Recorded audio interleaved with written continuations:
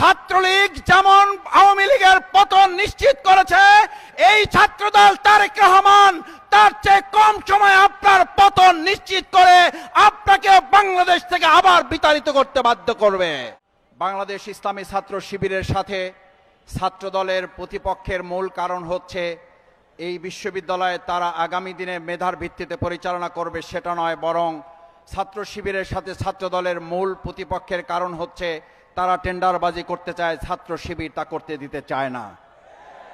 ছাত্র দলের সাথে ছাত্র শিবিরের প্রতিপক্ষের মূল স্লোগান সেই 2024-এর আজকের এই 5ই আগস্টই ফয়সালা হয়ে গেছে। নতুন করে আপনারা আর কোনো টেন্ডারবাজি করে চাঁদাবাজি করে ছাত্রদের মূল দখল করতে পারবেন না, কারণ সেদিনই ফয়সালা হয়ে গেছিল মেধা না কোটা। কোটার ভিত্তিতে এখন আর কোনো একটা হল তো দূরের কথা, একটা সিটও আপনাদেরকে দখল করতে দেওয়া হবে না।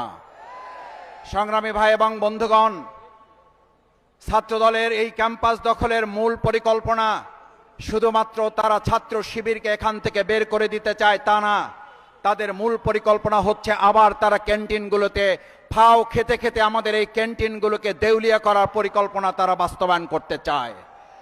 সেই জন্য আসুন গণভোটের গণরায় বাস্তবায়নের আজকের 2024-এর 5ই আগস্ট যেদিন আমাদের বিজয় উৎসব পালন করার কথা, সেদিন ছাত্র দলের বিরুদ্ধে আজকে এখানে বক্তব্য দিতে দাঁড়াবার এটা বাংলাদেশের জন্য লজ্জার, বিএনপির জন্য লজ্জার, প্রধানমন্ত্রী তারেক রহমান আপনার জন্য লজ্জার। আজ ছাত্রলীগ নিয়ে কথা বলার কথা, আওয়ামী লীগ নিয়ে কথা বলার কথা, শেখ হাসিনা নিয়ে কথা বলার কথা, বাধ্য হয়ে আমাদেরকে তারেক রহমান আপনাকে নিয়ে কথা বলতে হচ্ছে।